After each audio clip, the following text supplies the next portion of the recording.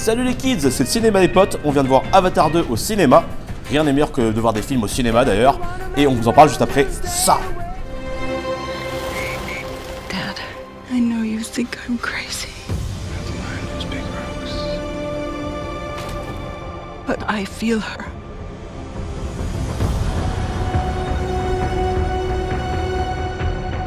I hear her heartbeat. Just so close. Alors on sort de la séance en 3D HFR de Avatar 2. Je suis accompagné de Zuxip, LJ et Decad.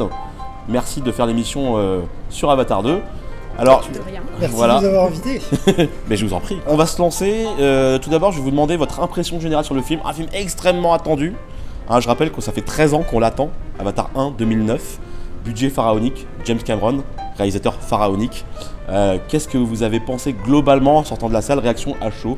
Votre avis en 2 mots. J'ai bien aimé, c'est mieux pour moi que le premier au niveau de l'histoire. C'est à peu près égal au niveau des visuels, et les visuels étaient fantastiques dans le premier. Égal?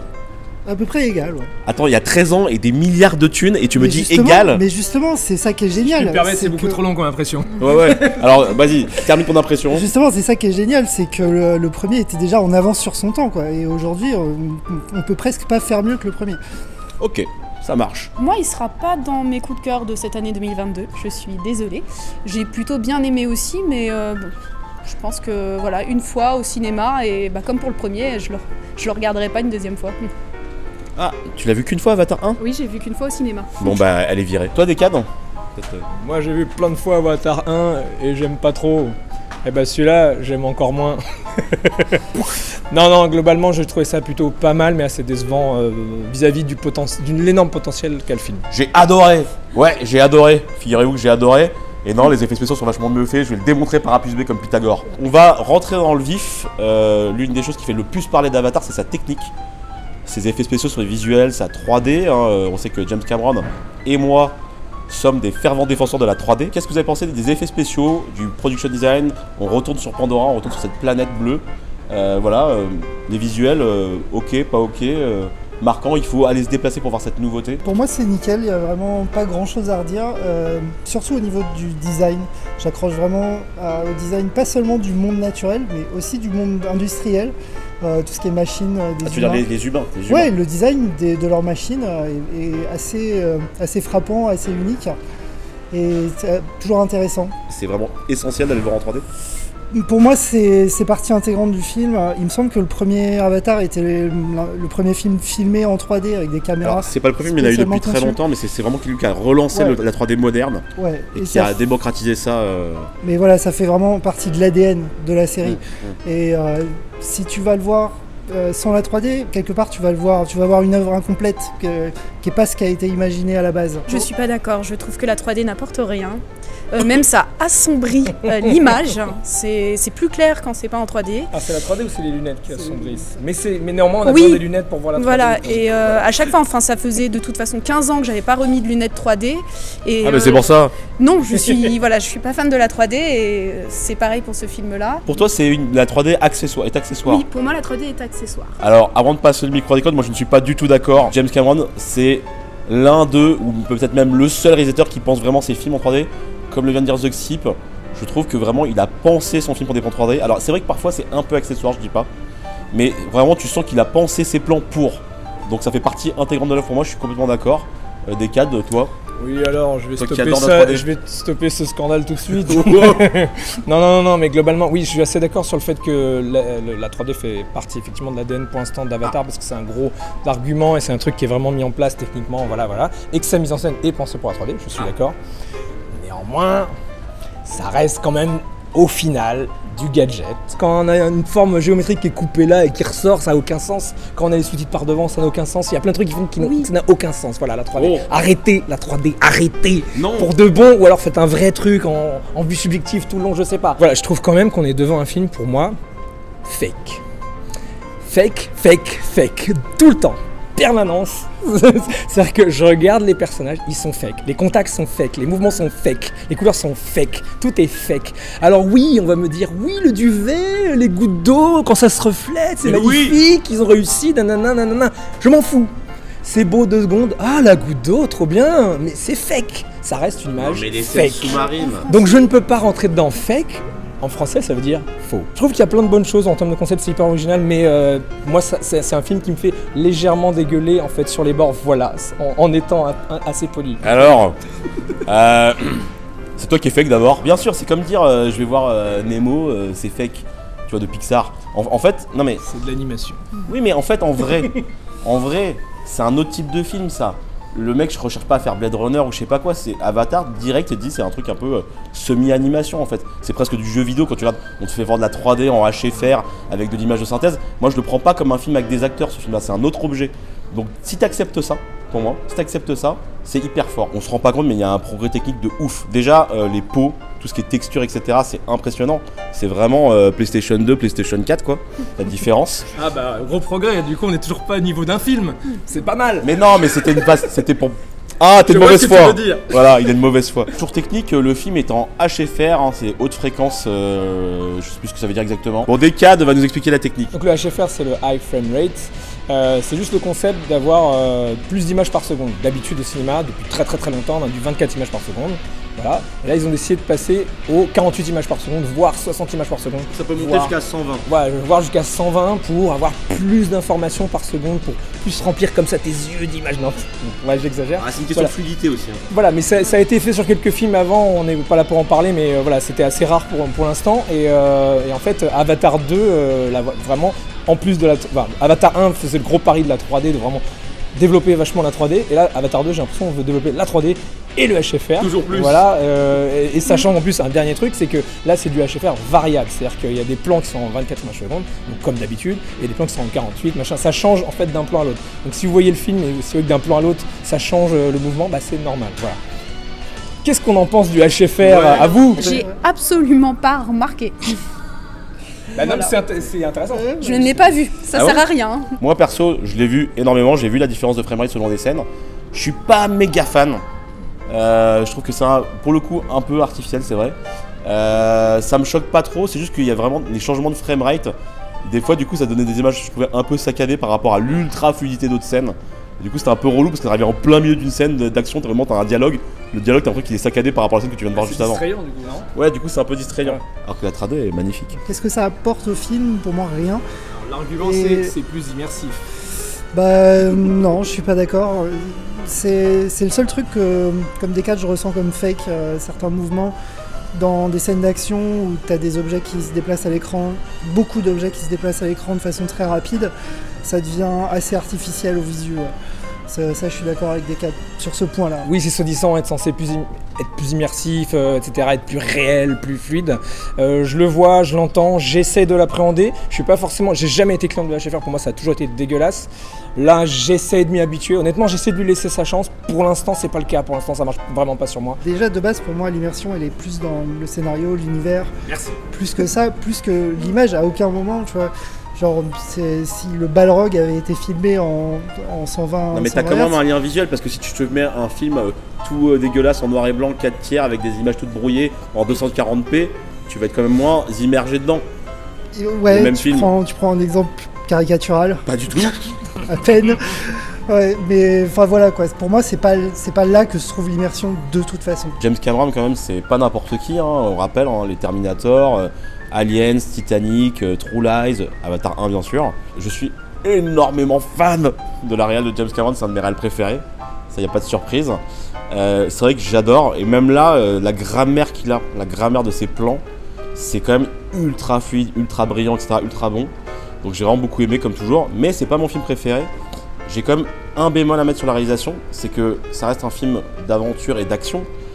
Et dans celui-là, par rapport au 1 et par rapport à d'autres films d'action qu'il a fait, il a mis en place beaucoup de personnages, il veut raconter beaucoup de choses en histoire et en visuel.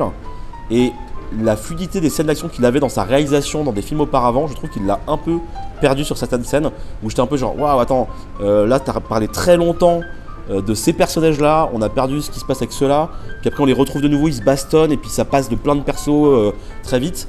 Et pour moi, un gars comme Cameron qui avait une fluidité, c'est-à-dire que limpide, tu regardes un Terminator 2, la réelle, t'as même pas besoin de réfléchir, les scènes d'action, c'est limpide.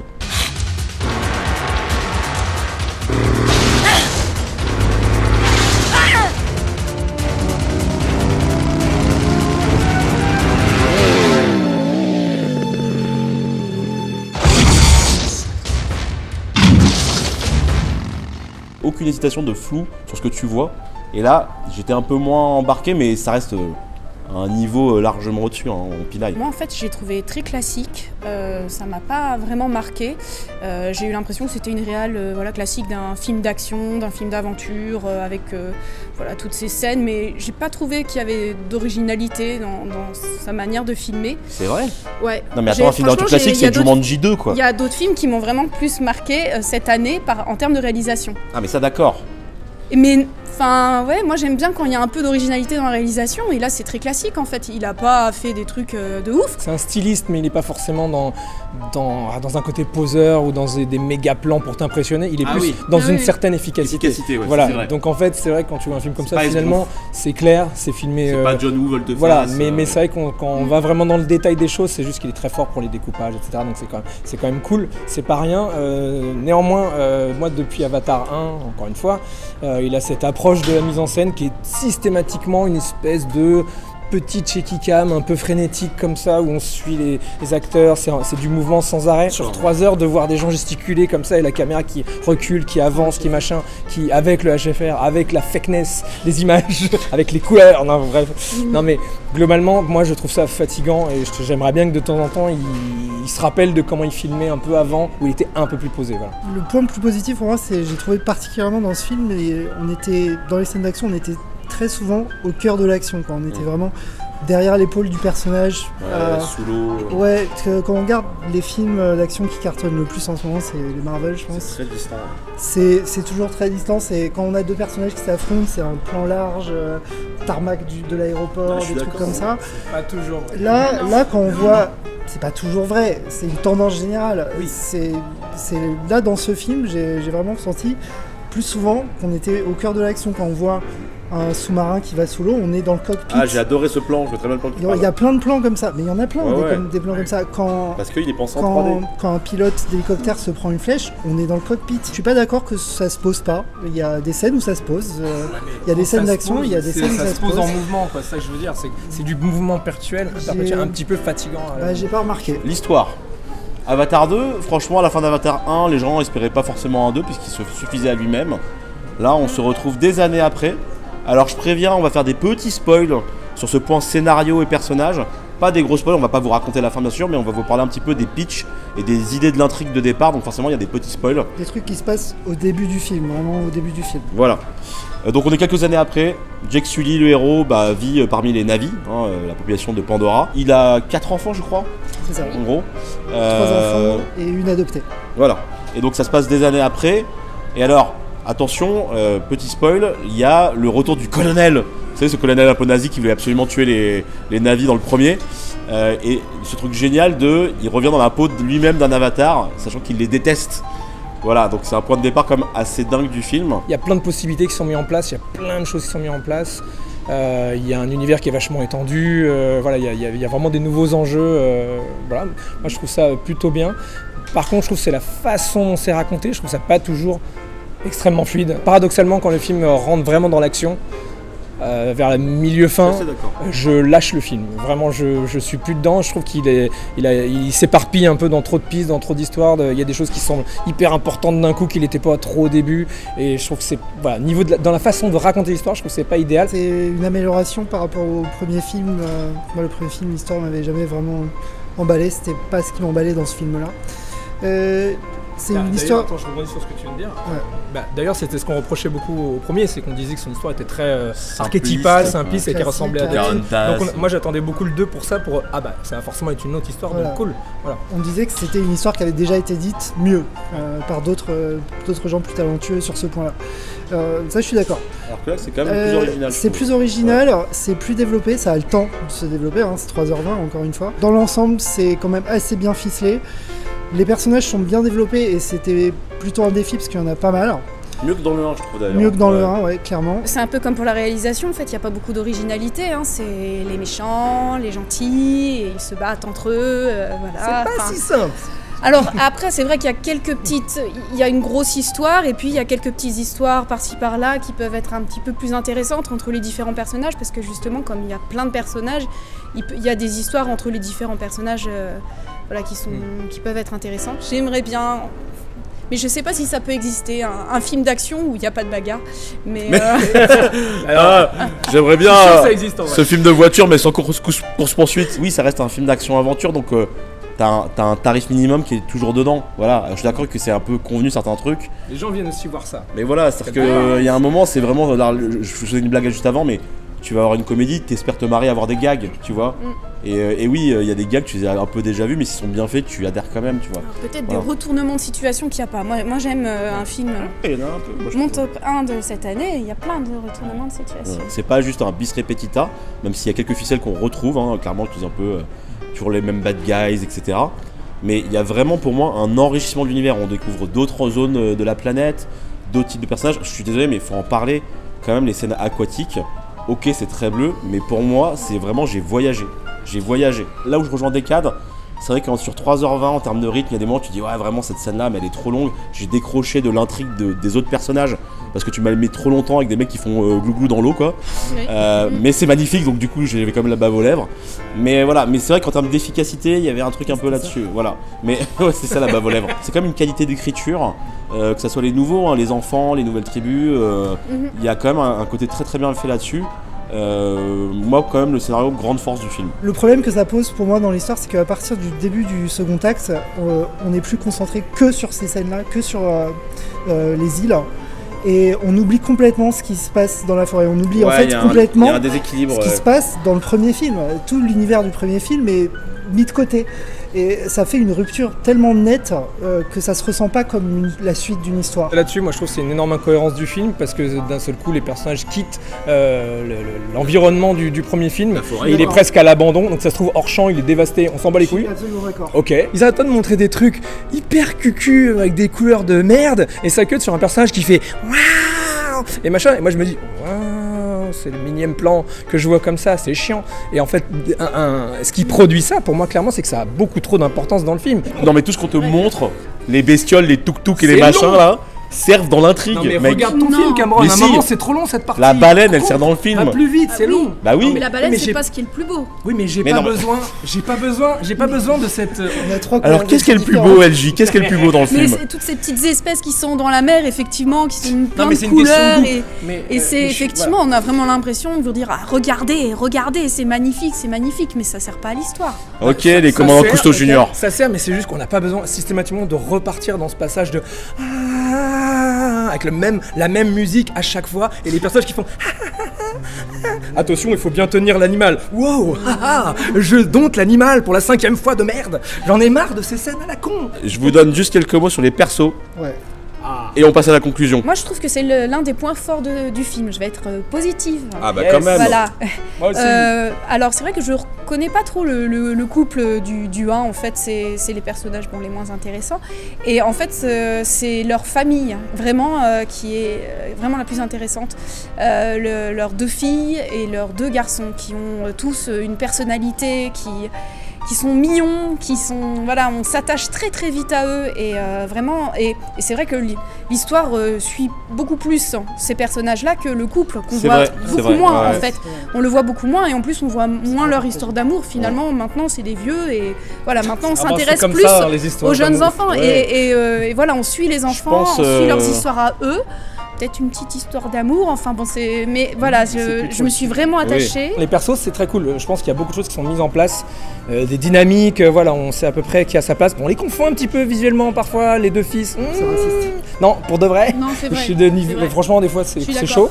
Dans une scène d'action, voilà. Au début, ouais. Ouais, mais en plein mouvement dans une scène d'action avec le HFR de merde. Au niveau personnage, en tout cas, moi je trouve qu'il y a vraiment des choses intéressantes qui sont posées et qui ont un énorme potentiel pour la suite, notamment l'évolution du personnage de Neytiri. Même Jack, il a une petite évolution, il a un truc, il est devenu un peu dur, un peu trop dur. Voilà, c'est le père qui est trop. Enfin voilà, ils ont tous un truc hyper intéressant. Hélène disait qu'ils avaient tous les enfants de Jack Sully avaient tous une personnalité. J'ajouterais que non seulement ils ont une personnalité, mais ils ont tous, ou presque, à part la plus jeune, qui s'appelle Tuck, à part la plus jeune, ils ont tous un arc narratif. Ils ont tous quelque chose à faire dans l'histoire. Ils ont tous une morale à la fin. Et on a même des mystères avec Kiri. On pose quelques jalons pour la suite de l'histoire. Vraiment, je pense que on va revenir là-dessus forcément, parce que c'est pas là par hasard. Vous verrez le film et vous comprendrez ce dont je parle. Même le 5e enfant a un arc narratif lui aussi. Enfin voilà, c'est vraiment très complet. C'est très développé. Rien n'est laissé de côté, rien n'est laissé au hasard. J'aime beaucoup aussi, moi aussi, l'évolution de Neytiri. En fait, je sais pas vraiment si c'est une évolution ou si c'est juste son caractère naturel. Voilà. On le voit ressortir on le voit ressortir plus. Dans le 1, c'est déjà le personnage. Elle est plus dans des moments de stress et qui font ressortir des moments vulnérables. Qui font sortir. Ouais, c'est elle qui a les scènes les plus poignantes dans le film, je pense. Et voilà, très très bon à ce niveau-là. Votre conclusion et votre note, voilà, et surtout est-ce qu'il faut aller voir ce film? Qui commence, qui se lance? Moi, en conclusion, c'est plutôt positif. C'est pas un film parfait. Je pense même pas que ce soit le film de l'année. C'est une amélioration par rapport au premier. Sur tous les plans. On n'a pas eu le temps de parler de tout, mais je voulais juste faire une petite mention au jeu d'acteurs, particulièrement Neytiri et Kiri. Pour moi, c'est mes actrices préférées dans le film.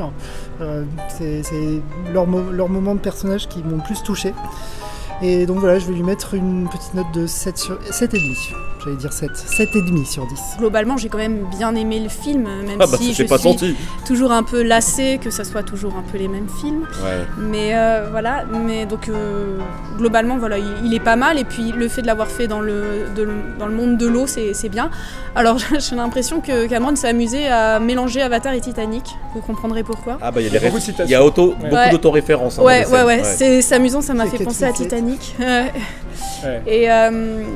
Et donc voilà, je lui mettrai la note de 7 sur 10. Je vais lui mettre la note de 6,5. Voilà, oui, mais alors... pourquoi t'as vu dans l'émission, tu mets tout en 6,5, on va mettre un panneau en carton fake. Non, parce que... Avec la tête de Decade, on mettra juste 6,5. Non. Mais oui, on connaît la fin. Sur un film pareil, avec autant de potentiel, autant de choses énormes, autant de qualité sur la table, et n'obtenir qu'un 6,5, c'est presque une mauvaise note. Mais ça reste honnêtement un film qui se regarde quand même, qui est au-dessus de la moyenne, qui est quand même cool. Voilà, faut pas déconner un moment. Mais voilà, c'est quand même une note assez honteuse comparée à ce que ça devrait être. Et pour moi, c'est le plus mauvais James Cameron, peut-être juste au-dessus de Piranha 2. Voilà. Oh là là, le mec compare Avatar 2 à Piranha 2, mais il faut le virer. On reconnaît que c'est peut-être pas le film de l'année, ça c'est vrai. Mais par contre, c'est un film absolument à aller voir. Surtout dans les conditions de salle, quoi, avec le HFR, la 3D, etc. Pas sur un ordi en 2D. Voilà, j'ai ce petit bémol, un truc que j'aime pas trop. On sent que James Cameron il veut faire un Avatar 3, un Avatar 4, un Avatar 5, un Avatar 32. Et quand tu fais des scripts dans cette perspective-là, ça rend toujours ton truc un peu indigène dans le sens je prépare des choses pour la suite. T'as raconté un film efficace. Donc ça m'a un petit peu, je l'ai senti un petit peu, pas autant que certains trucs comme Les Animaux Fantastiques où c'est horrible. Ma note, c'est 8,5 sur 10. Voilà, voilà. Non mais vraiment j'ai beaucoup aimé et j'irai le revoir avec plaisir. Voilà, donc écoutez, je pense que là le bilan est fait. C'est quand même globalement positif, il y a quelques déceptions. Mais en même temps, il n'y a pas beaucoup de choses à voir cet hiver, donc je pense que beaucoup de monde va aller le voir. On verra s'il marche assez, parce que j'ai entendu dire qu'il faut qu'il fasse 2 milliards de bénéfices pour être rentable et lancer la suite. Sur ces bonnes paroles financières, on vous souhaite de très bonnes fêtes. On vous remercie d'avoir suivi l'émission. N'hésitez pas à nous mettre des petits commentaires et des petits likes comme d'habitude. Et salut à 2023.